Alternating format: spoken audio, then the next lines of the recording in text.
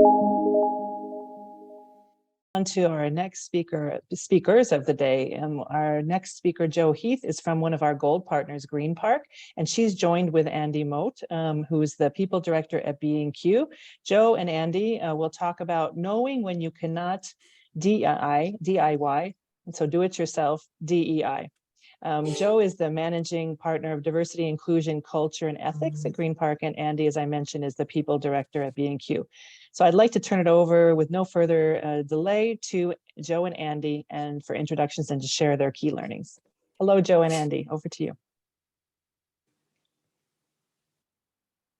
Jo, you're on mute. Hello. There you go. Hello, welcome everybody. Thank you very much. Okay, let's kick off then. So can I have my next slide, please?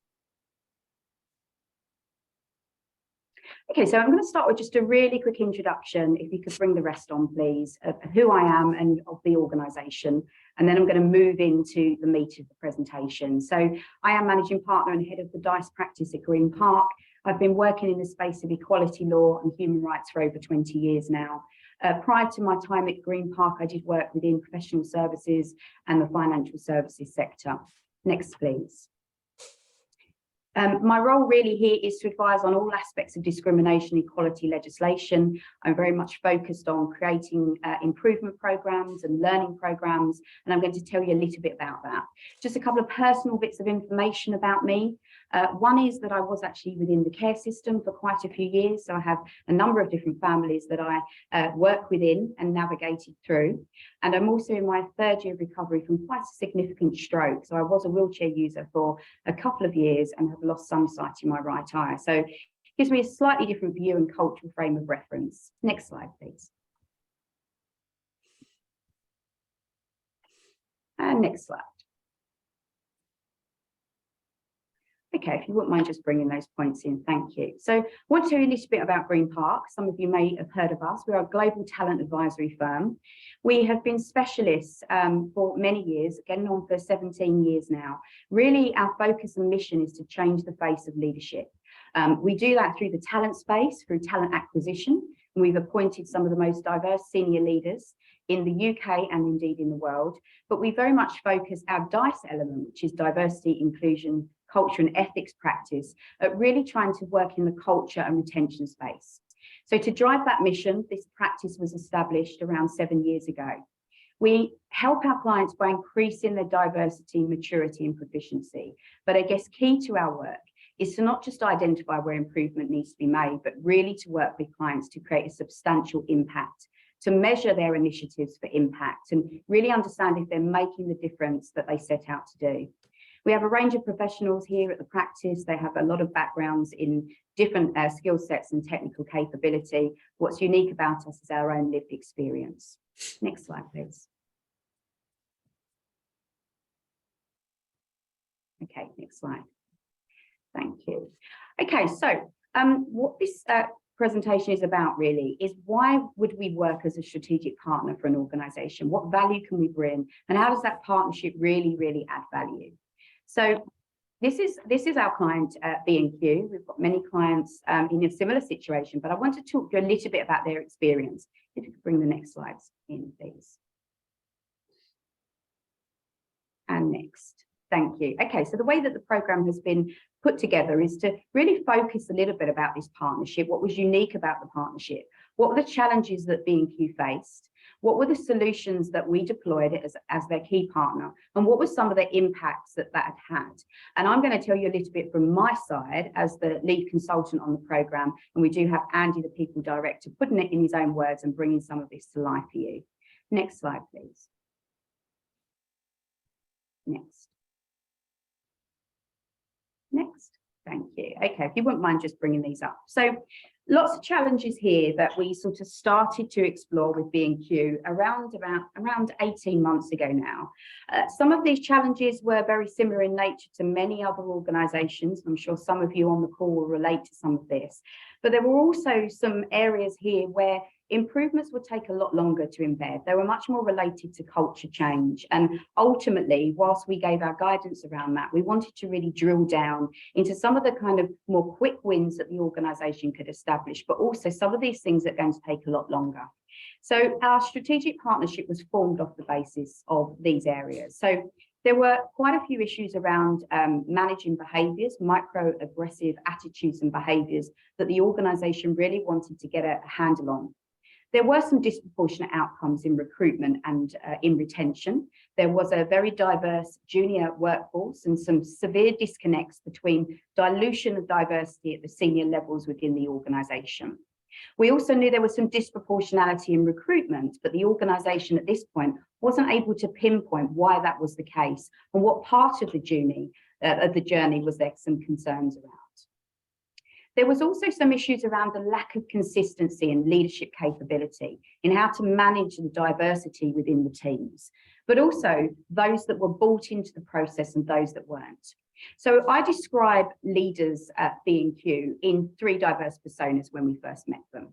The first persona would be those that have D&I curiosity, willing, wanting to do more, bought into the value of DEI, but they just need a little bit of support. We then have the second persona, which is those that have the will but not the skill, willing, wanting, but actually have quite a lot of concerns around the fear around this space, and therefore how can they really have a bit of education to backfill that, and then they'll be able to be with those D&I curious. And then of course we've got the D&I skeptics, and all of those 3 personas need slightly different strategies that we needed to deploy. Okay, if you could move on to the next slide, please. And the next slide. Okay, so our initial piece of work was to really support B&Q to understand what is going on, what are the great things that are going on across the business, but equally what are the improvement areas. And the first stage of action for us was to deploy one of our audit tools, a diagnostic framework, which I'll tell you a little bit more about in a moment. It's an opportunity to really start to measure the inclusivity of B&Q. Not just in its policy and process approach, but very importantly, to engage with a large sample of employees to understand whether any disconnects between what the policy expects and the direct lived experience of those employees. Now, we did that in a very confidential, engaged way. We had to build quite a lot of psychological safety with everybody we engage with, and we engaged from the top of the organisation throughout. A variety of different diverse backgrounds were spoken to, and we really got a measure of what is those disconnects, what is going on. The process actually took around 3 months to complete. It was quite a big program, and we went through quite a big sample.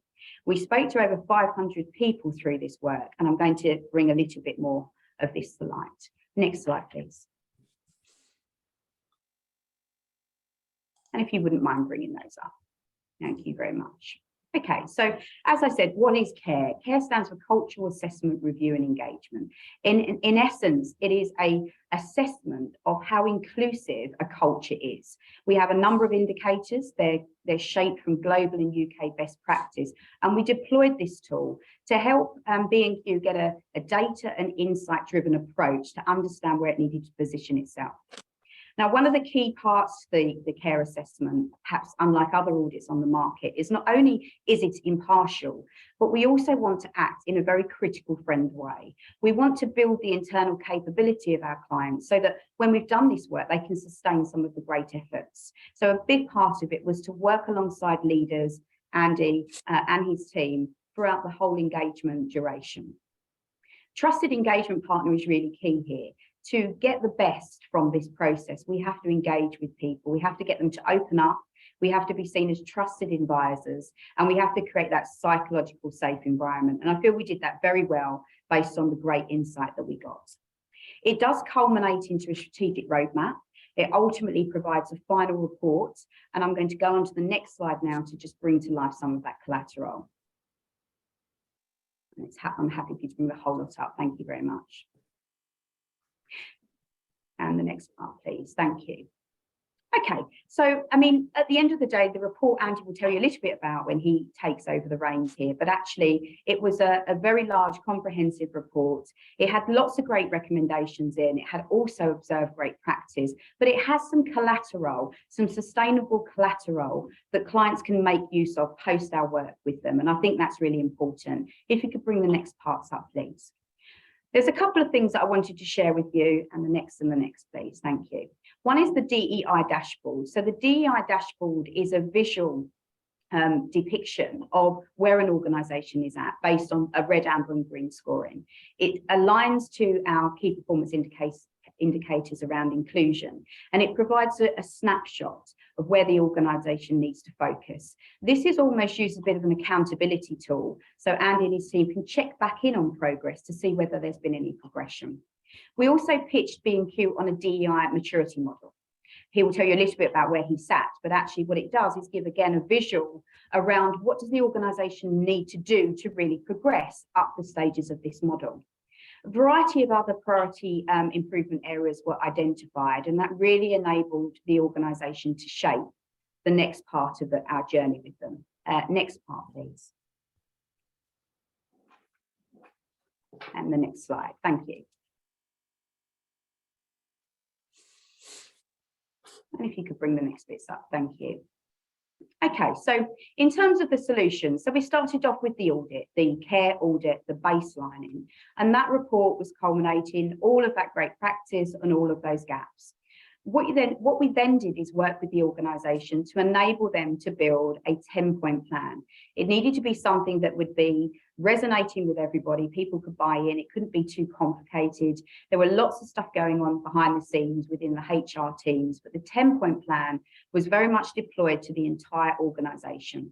It enabled them also to set a DEI strategy for the first time ever and have a real clear plan around what was going to be the focus. There was some concern around how can we prioritise?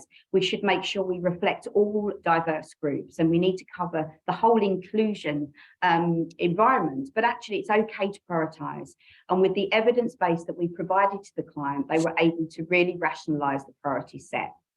There were many recommendations, but there were two standout areas that I just want to focus on a little bit. And that was that there was a need to increase inclusive leadership capability, cultural intelligence and accountability. And there was also some work that needed to be done to really start to understand barriers in the end-to-end recruitment process, because that's a really big part to look at the future talent in the organisation and to pipeline. As a result of this, the next stage of work was to create a bespoke inclusive leadership development programme, building on cultural connections, but also making sure that leaders are able to get the highest performance from their diverse teams. Now, this training was deployed in 2021. It went across 700 leaders. It went through the CEO, the board, regional management population, and into the store management population, a fundamental population that looks after and supports the biggest diverse groups and cohorts in the organisation. This year, we've now started to create and started to deploy the second phase of training and development, which is an active allyship programme, which is currently in flight. As a strategic partner, we're in the background to support. We've also done engagement with the Black and Asian colleagues across the organisation to really remove barriers. We've conducted an end-to-end recruitment review where we've been able to pinpoint issues in the recruitment journey to really start to transform the landscape of that journey and to close down any of those gaps that we were able to pinpoint. Next slide, please. And click again, please. Thank you. So this is a little bit of a snippet of what we did. We deployed our flagship programme with B&Q. It's called the ILDP. In essence, it's all about building inclusive leadership capability as part of the day job, not as an added pressure, but very much part of a leadership styling. It's built around cultural connectivity and curiosity. And please do not be confused by the word culture. My use of culture doesn't relate just to race, religion, or cultural identity. It's about how a leader can connect with any aspect of difference, whether that be neurodiversity, whether that be gender, any aspect of difference. It takes a leader from a journey from curiosity to fluency. Next slide, please. Thank you. This is a little bit, again, of a snapshot of some of the content that we built for B&Q specifically. Each program is bespoke to the client, but what you can see here, if I just pull a few of these out, is it really started to help leaders shape a vision, a business case for why invest in. It didn't just focus on the social and moral reason, which of course is fundamental to the work that we do, but it brought in the commercial reason for doing this, the legislative and brand case, and the importance of DEI around those aspects too. It looked at the difference between how somebody is culturally additive to an organisation rather than fit, which starts to remove bias immediately when we start thinking in that mindset. And it also used data and insight directly from our review to create examples and exercises that will resonate because they were based on anonymised, lived real life experiences. Next slide, please. And next. Next, thank you. Okay, so, you know, as leader of the B&Q account, you know, I have seen significant movements, significant shifts in thinking, in awareness, in transparency and accountability. And what I would say, which is always great to see from a consultant's perspective, is there was never any defensiveness from leaders around our findings. Some were quite difficult, some were quite challenging to hear, but actually, in fact, the complete opposite was observed. An openness and a transparency, not to just share at the top level, but to share these findings with the resource groups that existed in the organisation, with all colleagues at all layers and levels within the business. And that's really started to be quite a cultural transformation.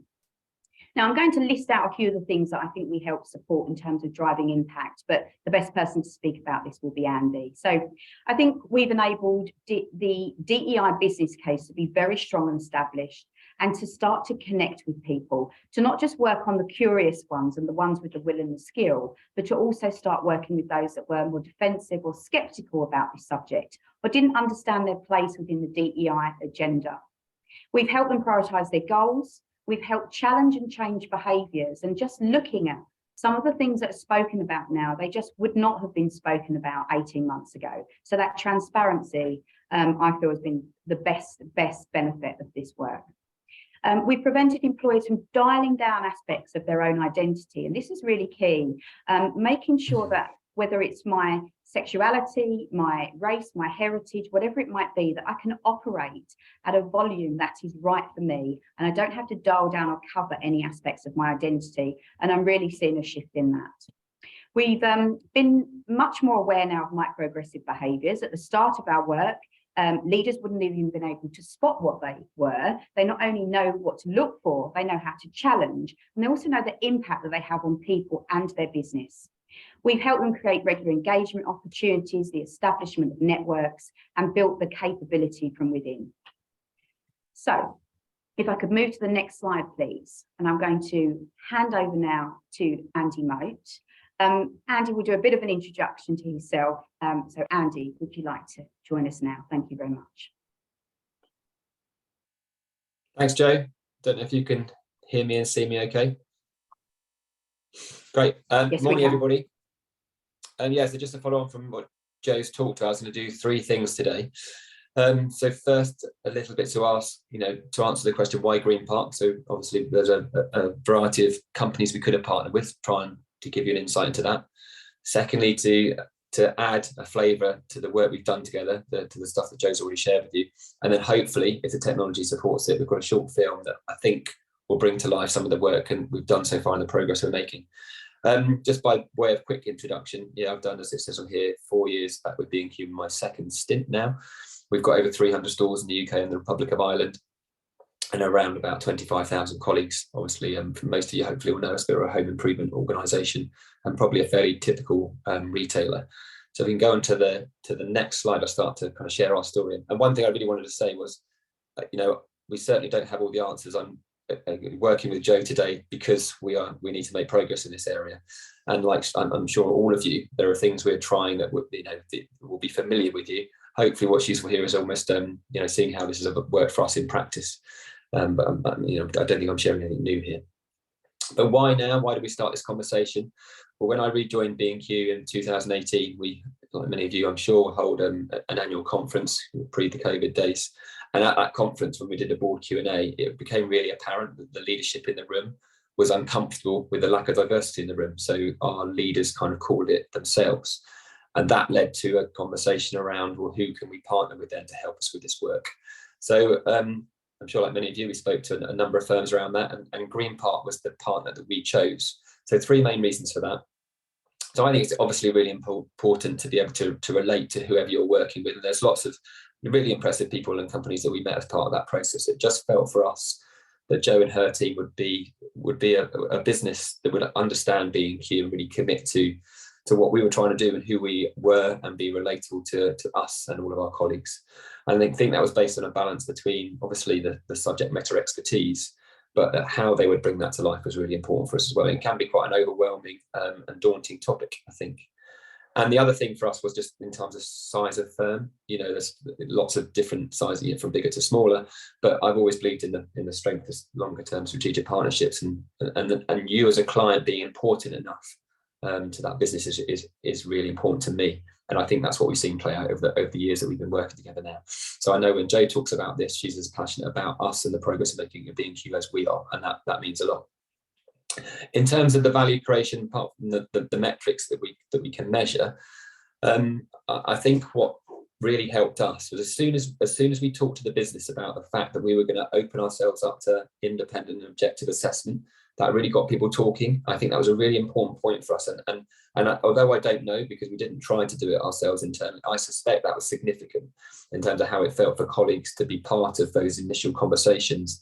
And I think there was one of the questions around how do we create a cycle of dual safety for people to participate. I think that was part of the solution to that, bringing in somebody from outside the organisation to listen to those conversations and ask those questions. And I think that helped people to be as honest as they could be. Clearly, we were looking for expertise to help us to form our recommendations. I mean, there's a lot you can gather, but I think having a trusted partnership has been incredibly valuable for us. And then continuing from that initial stage to support our development as things have evolved, and actually Jo and her team being in some of our leadership development training is a fantastic feedback loop for us in terms of how our leaders are developing, how we're developing, how I'm developing as we do this work together. And then separate to delivery of this plan, Green Park have been available for us to provide advice on any issue we may have had, and we've had some tricky ones come up as we start to talk and understand this agenda more. So that's been invaluable too. And then more recently, I think Jo talked about coming back in and doing a recruitment review, and that's a really good way for us to just, as Jo and her team have talked to more of our leaders, just to get a sense of are we making progress or not, and we're looking to continue that kind of self-assessment. But let me just, I've got a couple of examples here that hopefully will bring it to life, and then hopefully the film will work to add some flavour to that. So we just click to the next slide, please.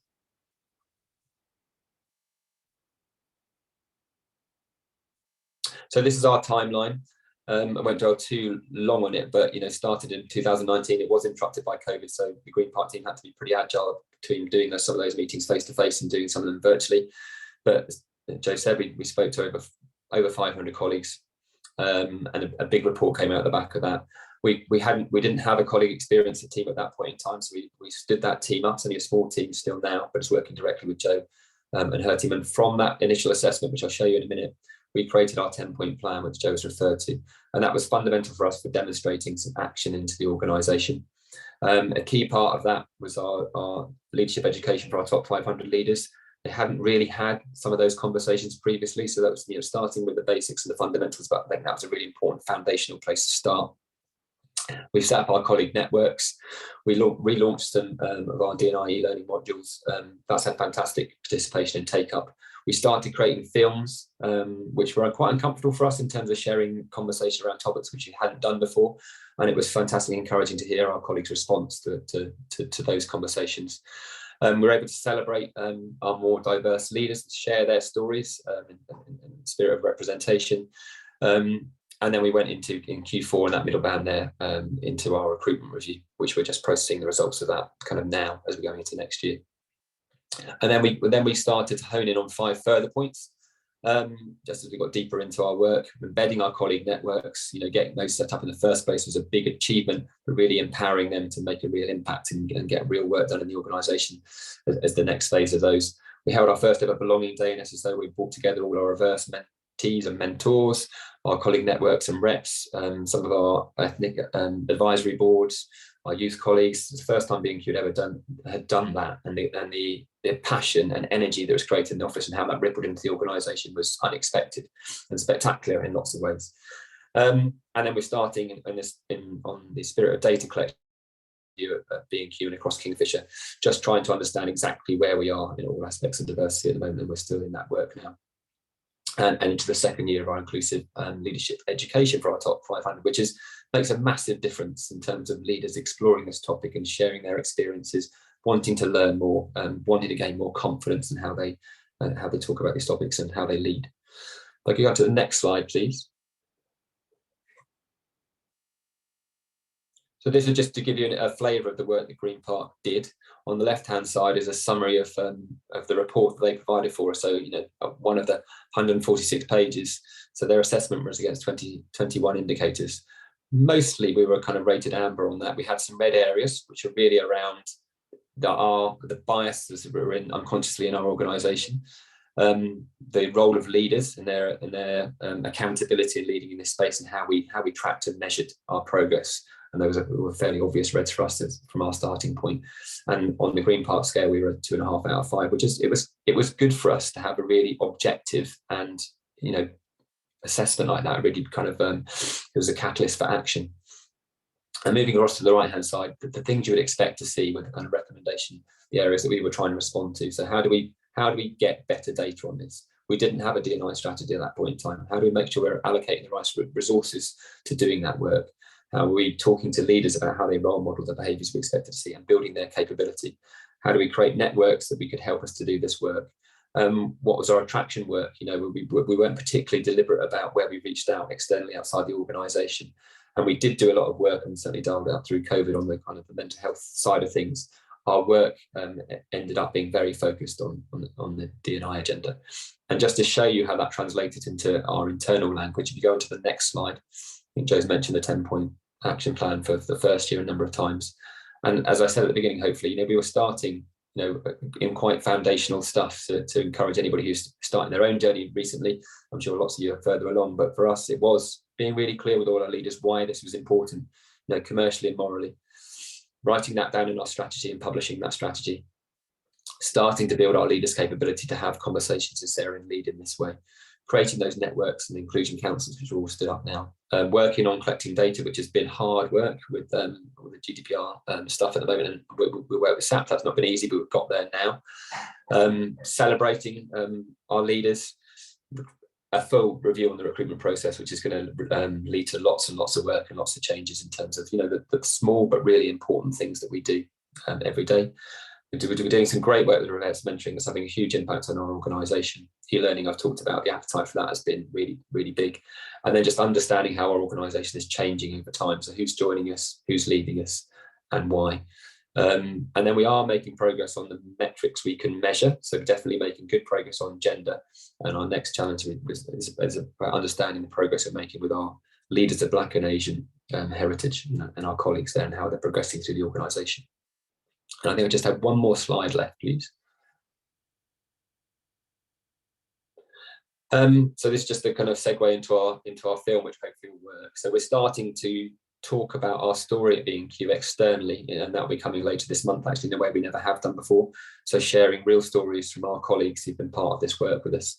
But I think the film I've got for you today is just a bit of a summary of our D&I work. So if it's possible to play that film now, please.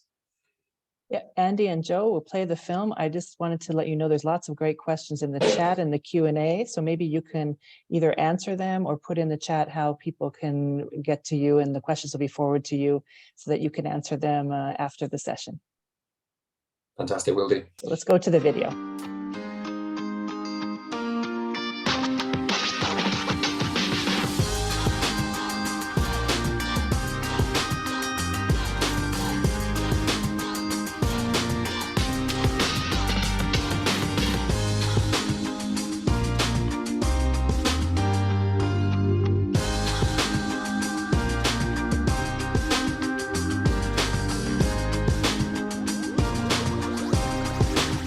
Been absolutely fantastic is how open it's been in terms of the conversation.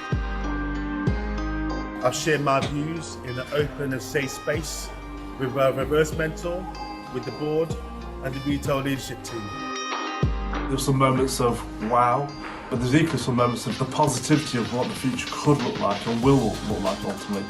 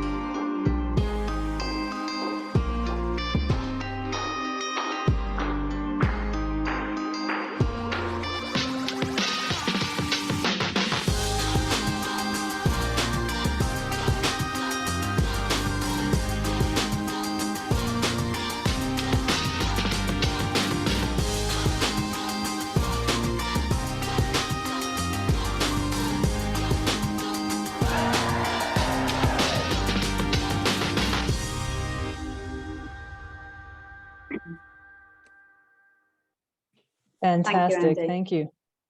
Thank you, Joe and Andy. It was really a great overview, and a lot of the steps that you highlighted that B&O has taken forward are really key to D&I and moving the D&I journey forward. So I think there's lots of questions for you that you can put in the chat to answer, and also we can direct them to you afterwards. But thanks again for your overview and your testimonial, Andy. Really fantastic, the work that you're doing together. Thank you. Thank you very much. Thank you.